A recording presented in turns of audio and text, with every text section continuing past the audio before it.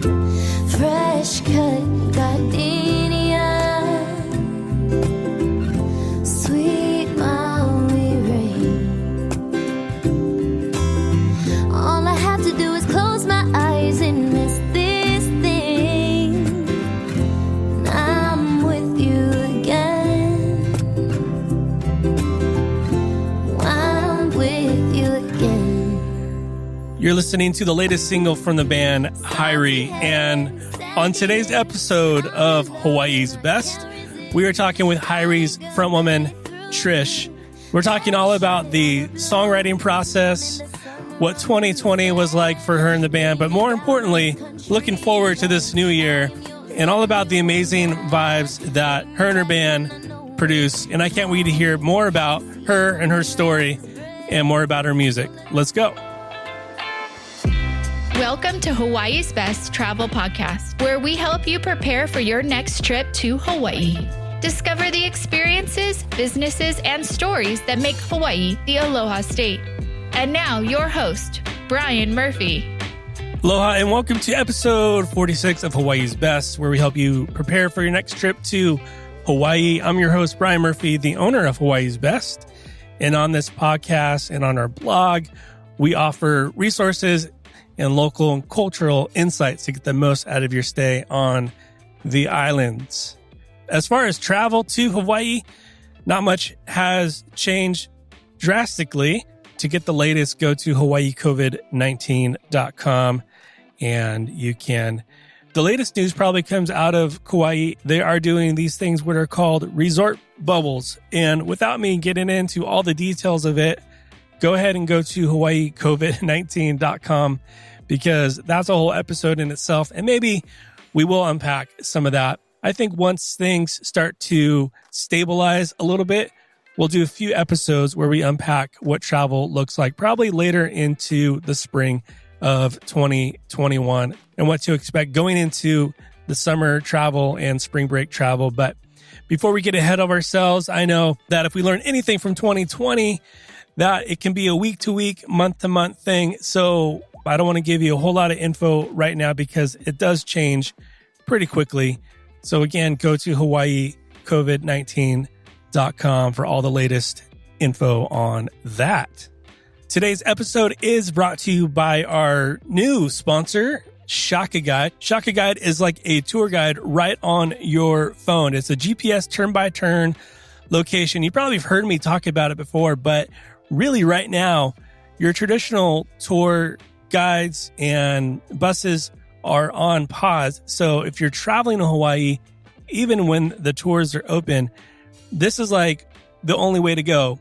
It's on your time, it's at your speed, and it's just such a cool experience because you get to hear not only about the destination that you're going towards, but also there's this huge database of audio, and it talks about the history of different places. Like when we were on Maui, it was cool going to Lahaina and hearing a little bit about the history of Lahaina and the rich culture there.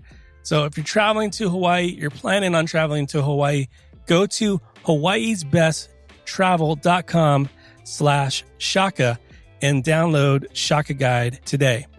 Well, I am pumped for this episode, and I couldn't think of a better way to start off the year than just with some good vibes. Really, that is what the band HIRIE is all about.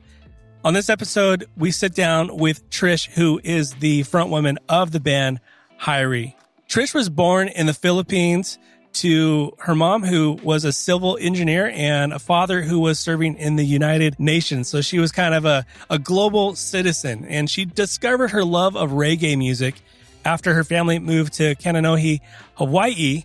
And she mentions living in different places, you realize just how eclectic everything is and how beautiful different cultures are. Everything is so diverse. You have to embrace it and you have to appreciate it to really get by in life and to really fully enjoy it. And I think reggae holds those philosophies very closely, and Trish connected with them at an early age. HIRIE is a combination of the Jamaican word Irie and the abbreviation for Hawaii. So Irie is like a state of mind of being content and happy and above the influence.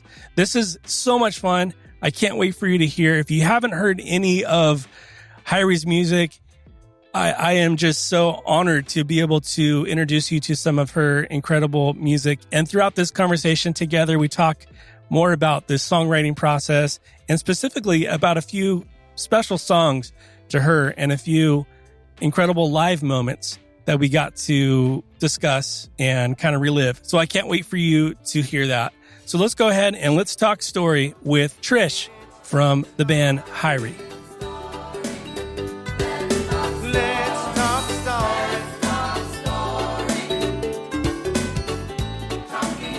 All right, Trish, thank you so much for coming on Hawaii's Best today. How are you doing? I'm doing so good. I'm actually back home on the islands. The weather is right and I have no complaints as of right now. It's crazy that we're already in 2021. What was 2020 like for you, family, your band? It started off all right. You know, we had a few shows. We were coming off of tour. We had a festival that we played in Arizona. And then, you know, you just start to hear the little trickle of Corona talk. And, you know, we were still on the road, so we weren't paying as much attention to the TV. We even flew to Guam. And at that point, we started noticing all the face masks and stuff. And we realized the severity of the coronavirus was going to do, you know, and as musicians, automatically we just kind of started freaking out, knowing, you know, all these plans, all these tours we had. You know, we would have been on 3 different nationwide tours by now. Everything got canceled and we weren't too sure what we were going to do. So that was kind of the beginning of the year, you know, and then halfway through, you know, most of my band members had to get other jobs, you know, and, you know, by March, I was freaking out because, you know, we're all full-time musicians and I didn't go to college. I don't have any experience doing anything but music. So it was definitely an eye-opener. And then I started researching about this platform called Patreon, where it's basically like a member-based site that allows your fans to pay for whatever kind of exclusive content that they'd like. So, you know, you can do something for $3, it can be $5, all the way up to $420. At that level, I'm basically writing you a song. It's been really cool. And that has carried me through 2020 as far as being able to pay my rent and you know, take care of my family. So I feel very, very thankful for that. But, you know, just like everybody else, normalcy got swept from under us and we didn't really know what the year was going to look like. And we were all looking forward to 2021, right? And now we're in 2021. I'm like, 2022 or what? For sure. Maybe we can zoom way out and then we can pick that up again, just 2021 right. and all that. But how did you even first get into music? Was that something that you grew up in? Maybe share a little bit of that story. Yeah, I mean, music was always a huge part of our household. My mom and dad are both music lovers. You know, my mom is Filipina, so we had a lot of like Whitney Houston and Celine Dion. Right. And then on my dad's side, he loved like Latin music and the Gypsy Kings. And we grew up in Italy as well. So we listened to a lot of like Pavarotti and all these great opera singers. And I just fell in love with music in its basic form of just how it made me feel. Yeah, so when we moved to Hawaii and I started listening to the radio stations, I automatically fell in love with reggae. Mm-hmm. And again, how that made me feel. You know, when you're in school, they teach you how to play ukulele. And so I picked up an uke and I started taking my poems and putting them into songs. And before I knew it, I was writing music. Music has always been in my blood and in my family. And then there was just a point after I had my daughter where she's a little under 2 years old. And I thought, if I don't get up and pursue music now, I may never get the chance to do it professionally. So I put a demo together and pitched it to a producer in San Diego. He played for a band called Tribal Seeds, which was also one of my biggest inspirations.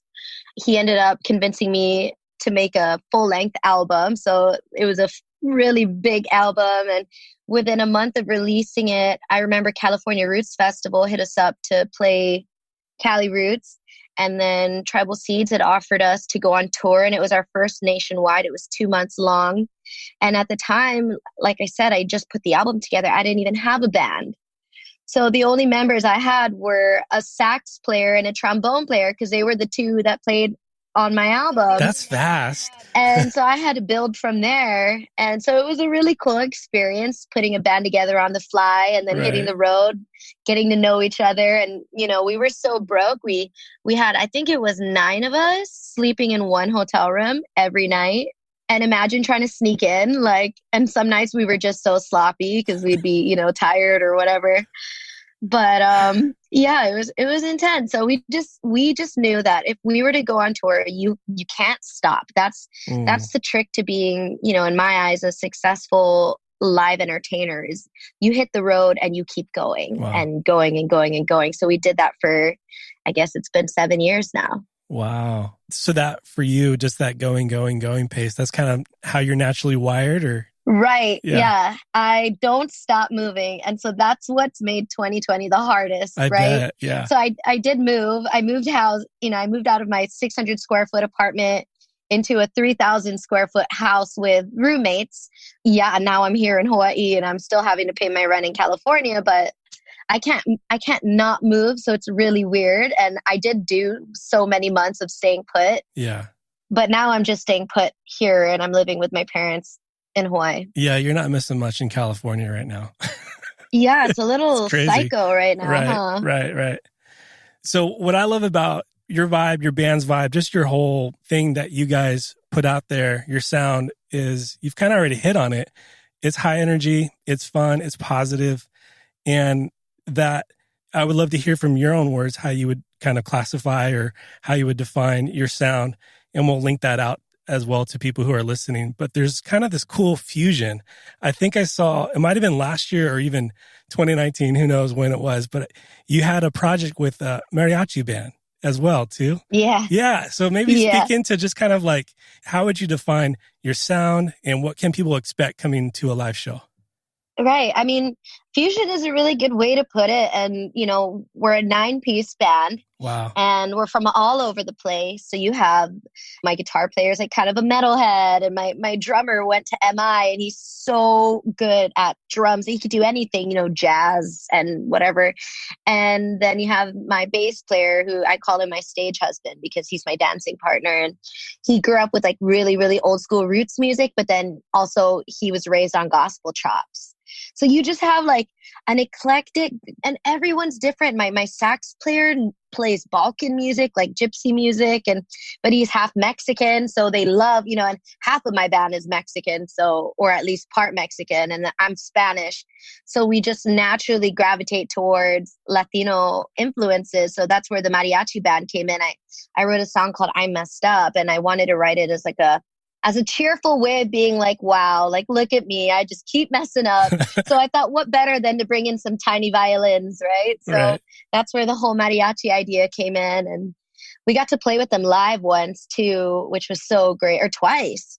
You know, so the music it goes from very high energy to very like soulful and deep and meaningful. But, you know, it's all over the place. But when you go to the live concert, you know, we have choreographed dance moves. Like everything has been staged to a T in our set. And I love it that way. I love having the structure of a really strong set. And then within that, we create moments that are fresh and new. But, you know, the boys are really strategic about how they play and everything. That's fun. In these 7 years of touring, has there been like, maybe that one performance, or I don't know if you can categorize it that way, but like that one performance where you're like, if we could go back to that moment every single day, that was just like magic. Is there like a performance or two that kind of sticks out? Oh my gosh, there's so many cool. I mean, from like the tiny little grungy, like we played Stubbs, Austin. And that's where one of the most iconic albums I think was ever recorded. And it was by Madasiahu, live at Stubbs. Nice. And we played the small room. And the small room is one step away from the outside area where the pavilion where he played. And it was our first time headlining Stubbs. And we sold it out. And it's 2 floors. And I can't remember how many people fit in there, but it was just madness to be in Austin, Texas, like, and to have that many HIRIE fans. You don't even know that they exist, you know? And you show up after eating like an insane amount of Texas, whatever, barbecue, Right, you yeah, know, because right. Stubbs is known for their barbecue. And we get on stage and there's just everyone's roaring in it. I just remember how that made me feel. Like it wasn't a matter of like how big the audience was, but just knowing it was sold out in a state that was so far away from you. Mm. And then on the flip side of that, you have a venue like Red Rocks, Colorado, which seats 10,000. And we played there 3 times. And the first 2 times, the magic was, it was there, but we weren't in our groove. You know, Mhm. It was like too soon for us to be playing in front of 10,000. But then on the last time we played there, we had just ran into so many issues with our bus and we were knackered, like so tired. And it was like the last show of tour and we're just like, we're going to give it everything we have. And we walked out there like gladiators. And that one had to be the most like spiritually heightened experience I've ever had, because I think the crowd could really sense that we were giving it literally the last of everything we had. And it was such an emotionally charged show. And I'll never forget that and how that felt. And it's hard to top something like that. Right. Like when you have the emotion and you have like kind of the already, like you mentioned, kind of the choreographed stuff already. But if you have the emotion, the choreograph and the raw and the vibe, like that's just like a recipe right there. I love that. There's nothing better than live music, honestly. Like that first kick drum to the chest, like there's nothing better than just that. That's what I miss the most right now. It's like not just the music, but just the whole vibe and the gathering and people kind of collectively coming together and just having a great time. Yeah, knowing that you're all there for the same reason, you know, for the same band and Right. seeing how different everybody is, you know.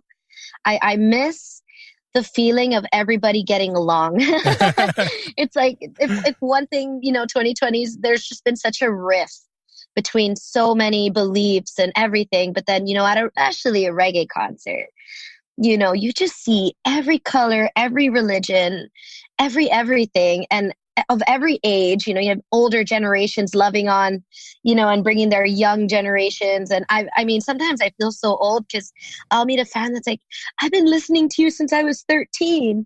And it's like, or 9, you know, and you have to think, okay, well, +7, I guess, wow, you know, at that age, that's a very tender age. So for me to be an inspiration for, you know, if I was that age, I wish I had me, because a lot of my music is so like, you can make it, you know, and I remember feeling so many times that I couldn't.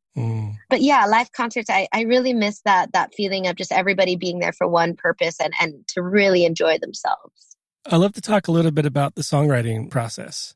A song like Almost Home, and maybe this is more of we were talking off the air a little bit, this is more of a personal question for me. This is the song that really drew me into your story, your band, and even my girls. We have 3 girls, and they love the song Almost Home. I would just love personally, and just to hear a little bit about the story behind that song. I'm not alone. I go down the road. I wanna go, 'cause I was meant to go.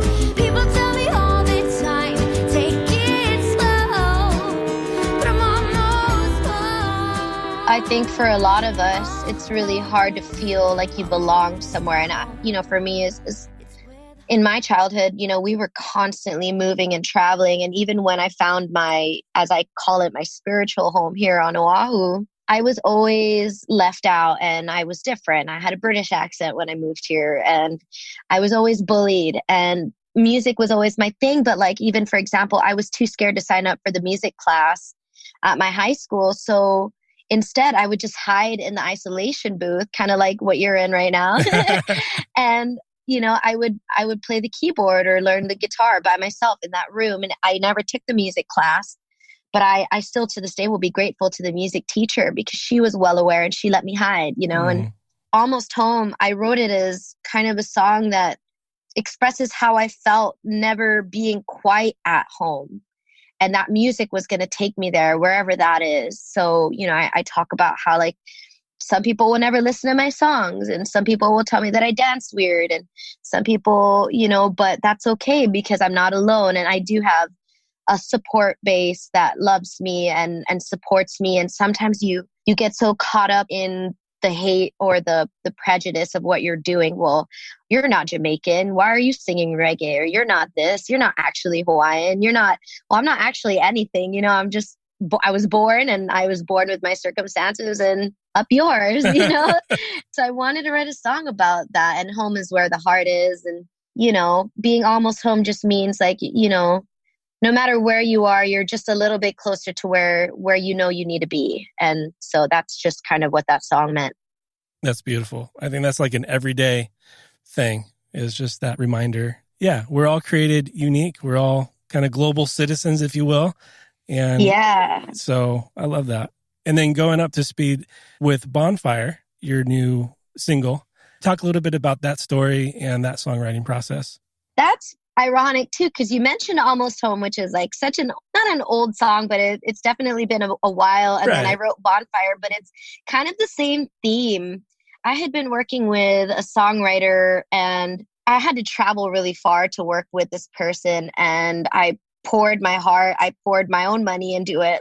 And this person just kept telling me, you know, don't worry, like, we'll take care of it. Like, don't worry about the money, blah, blah, blah. But then, of course, I should have worried a little more. I did get it in writing that, you know, they were willing to take what they called a loss, you know, on me. So I worked on faith, which I've learned multiple times. Don't do it. Don't work off the faith. Get it in writing, you know. But I just had a feeling. And sure enough, I co-wrote 3 of some of the best songs I feel like I could have done. And this person was an incredible songwriter. So most of the work was already done. But I felt like that person knew my inside so well, you know, and I was so excited to put it out. And then, of course, I get the email from the manager saying, well, you know, we can't take less than this per song. And I'm talking like, you know, a Honda per song. It was so heart-wrenching. Anyway, in the scene, it doesn't matter. So I wrote Bonfire as like a way of being like, I didn't need that. I didn't need you anyway. Like, you know, the first words, waiting for the anthem, welcome, I say. Waiting for the anthem, welcome, I say. Never thought I know it when you come my way. Listen for the right word to say. Waiting for your love and no right in it, babe. I wish just looking for the right words to say. I never need you anyway. Like, you know, here it is. And I just, power of manifestation, right? Like, it's like I have a song called You Won't Be Alone. And the hook is When You Hear Me on the Radio. And it was my longest playing radio song. So I just was like, Bonfire. I need to write a song that's so fire that it doesn't matter who's on my team. People will just enjoy it. And that's enough, you know?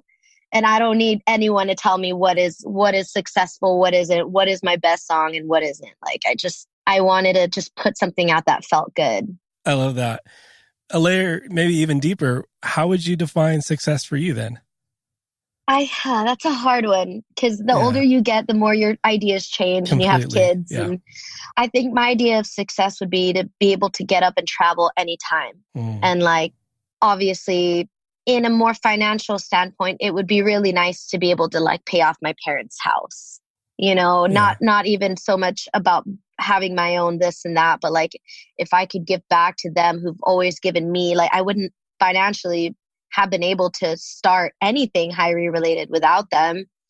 And then success for me is also just creating a bond with a number of fans. It doesn't have to be a big one. I feel so successful in just the amount of fans we have right now that I can rely on, you know. I mean, like I said, that they've funded me through 2020, not having played a single show. Yeah. But that's how much faith they have. And it's not like it took an insane number. I have 180 Patreons right now, but that number has pulled me through. And the other fans that come to our shows and stuff, like being able to fill a room with people, to me, that is success. And to be able to change lives and to have people tell you, you know, that they took the pistol out of their mouth, which I do have a fan who tells me that. And those are the success stories that make you successful. And being able to give back for me is the ultimate success. It really kind of brings the purpose into what you do in your creativity, which is all I think any of us could ask for. That's amazing. Yeah. Has there been a song now? I haven't spoken too much about this on the podcast, but I grew up, I'm still a musician and I was in a band, we got signed and the whole thing, right?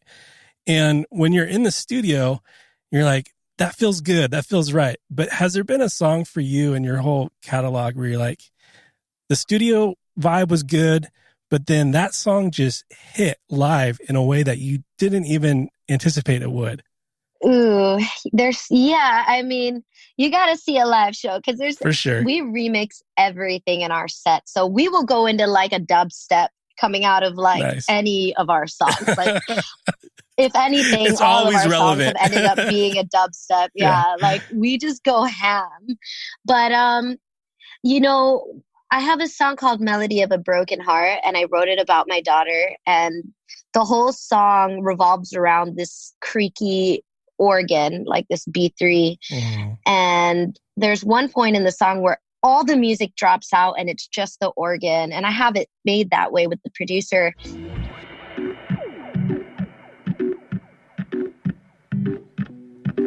And you can hear me. I guess he kept me in there because I was sniffling, kind of crying. And then I was like bouncing around trying to gather the energy to sing the song because it's the only song I've ever performed in a studio where I couldn't sing it from top to bottom without crying halfway through it.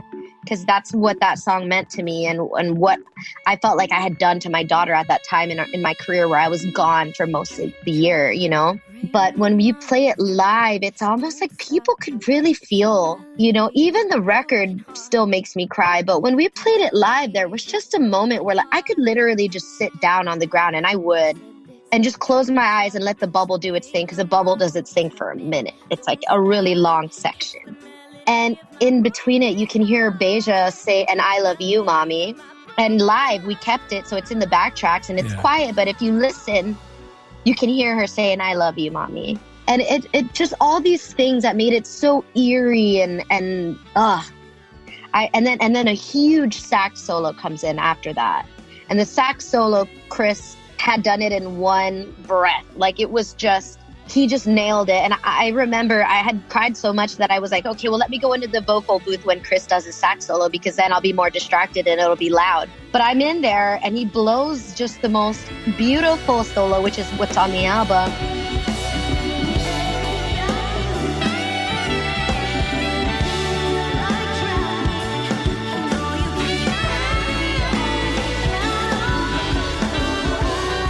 And I'm literally just standing next to him like, oh, I shouldn't be in here, you know, because I was scared I was going to like just ruin it somehow. He didn't even have a daughter yet. Now he has 2 daughters. So when he plays it live, he cries. Yeah. So it's one of those songs where when any of us play it, we can't handle it. Like, yeah. Yeah, I love that. Talking about how people have supported you during 2020 through Patreon specifically. If someone's interested in checking out that, maybe unpack a little bit, because I know Patreon's been a thing for a little while, but for someone who doesn't know exactly what all that is and what all that means, how can they best support you and what happens? What happens there? So I've been using this analogy, which seems to work great for my demographic, but I just say, you know, Patreon is basically like an OnlyFans.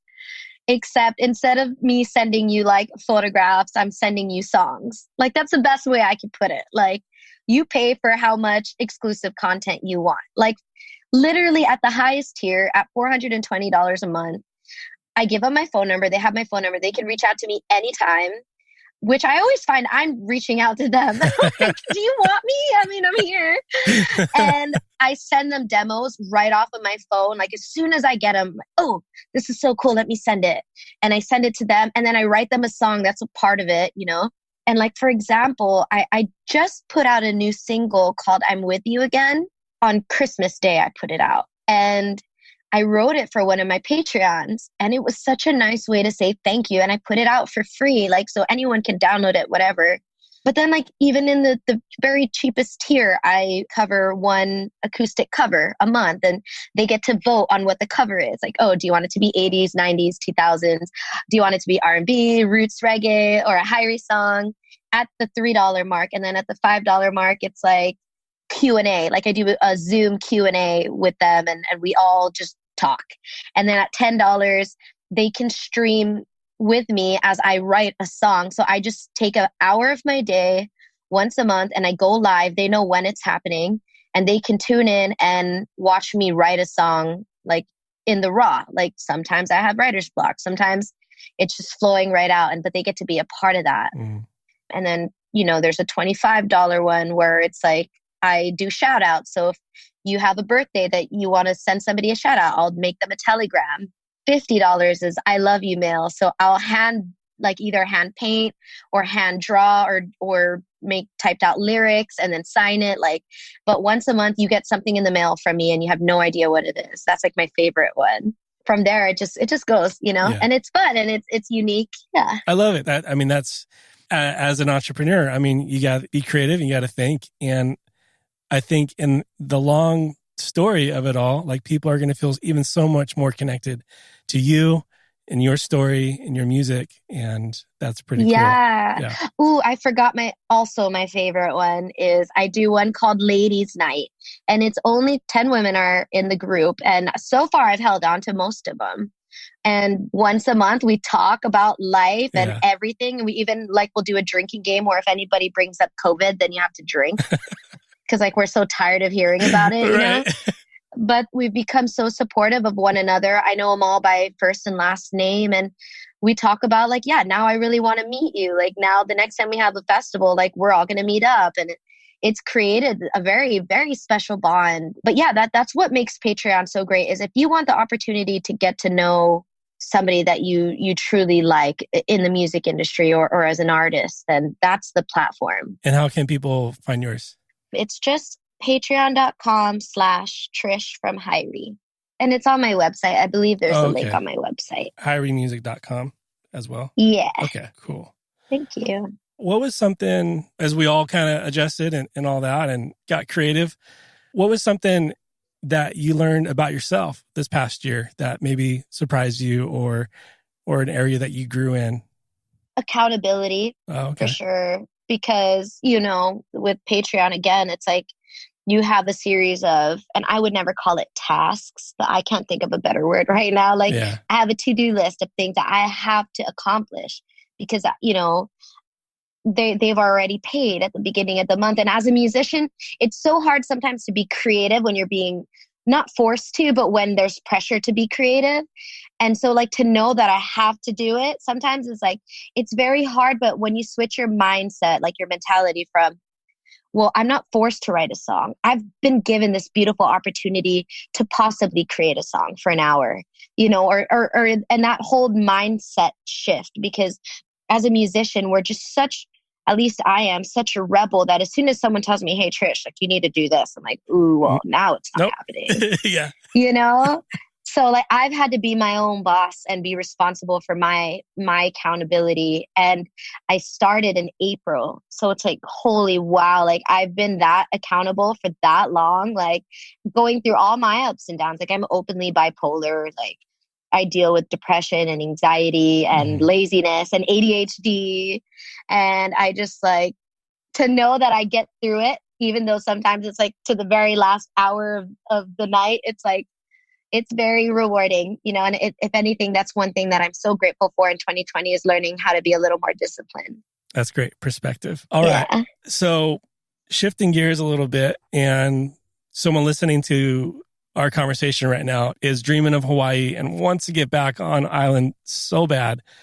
From your perspective, if someone is traveling to the islands, maybe let's pick Oahu, and if someone's going to Oahu for the very first time, what would be something that you'd want them to know, to do, to not to do? Right.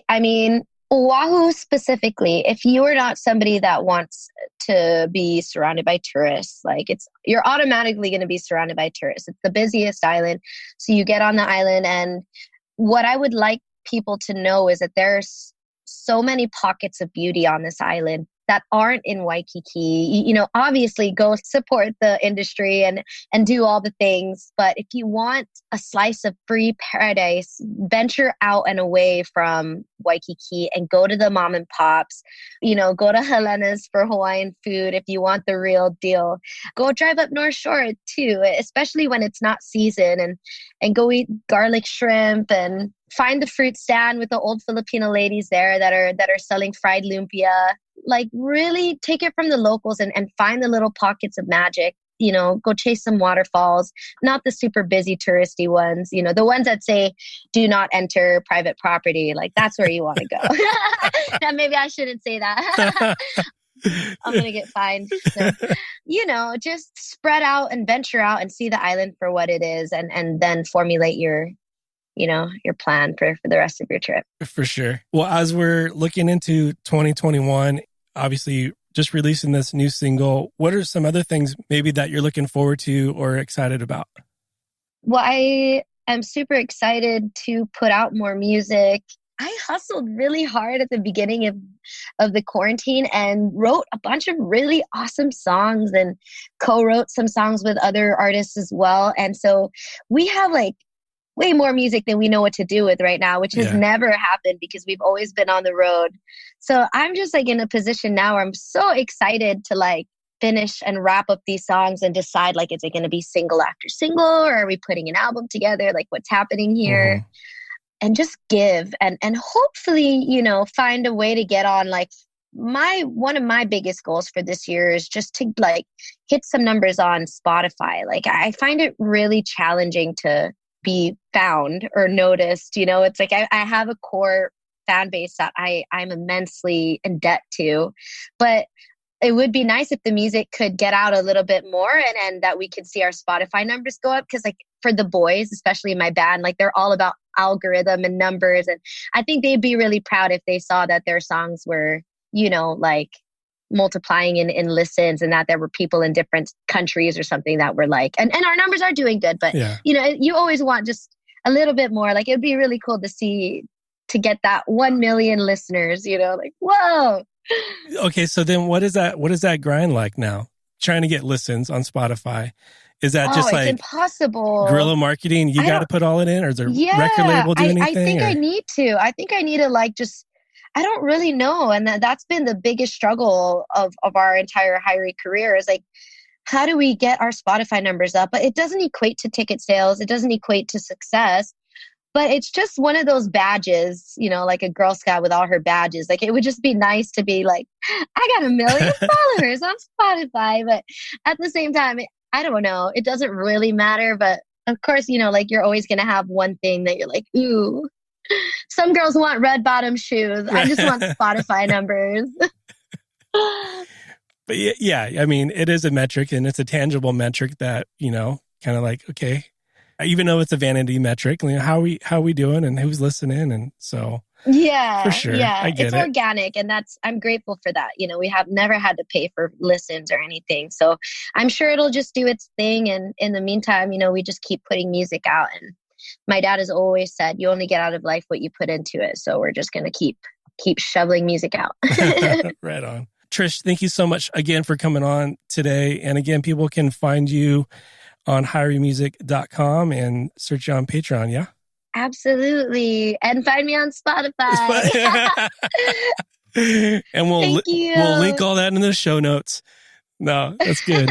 Thank you so much for your time. I appreciate it. Oh, Bryan, thank you so much. I really appreciate you taking the time to have me on. And I love your Instagram page so much. And if I wasn't home, I would be missing it so much thanks to your page. So. I appreciate that. Thank you. Take care. Happy New Year. Yeah, you too. Thank you. Burning like a rum bonfire, system of a done vampire. Black like a light expire, burning like a rum bon running on. Well, I just want to say again, thank you, Trish, for your time, for coming on Hawaii's Best and starting off this year right on this podcast. My biggest key takeaway from my conversation with Trish was to just keep going, keep doing what you know you ought to be doing, and keep being you. I think being unapologetically you, if we can just grasp that and find just even a sliver of that, the contentment and the freedom that we'll find in just being authentically you will be amazing. And what better time to kind of refocus than at the beginning of the year, going into this new year fresh. Yeah, I realize there's still a lot of stuff happening out there, but the main thing that we do have influence over is our mindset and how we choose to respond to certain external factors. So keep going, keep being you. And to check out more about HIRIE and their music, go to HIRIEmusic.com and you'll be able to find everything there that you need. And to get the show notes for today's episode with even more links and more info, go to hawaiisbesttravel.com/episode 46. And if you've been listening to Hawaii's Best podcast for a little while, please, I just want to ask you to go ahead and hit subscribe and leave a rating wherever you're listening to this. I just truly appreciate you, your time, and for making it all the way to the end of this episode. I value that. I value you. And until next time, be well. Aloha. Thanks for listening to Hawaii's Best Travel Podcast. To stay up to date on future episodes, be sure to subscribe. For more information to help you plan your next trip to Hawaii, visit hawaiisbesttravel.com.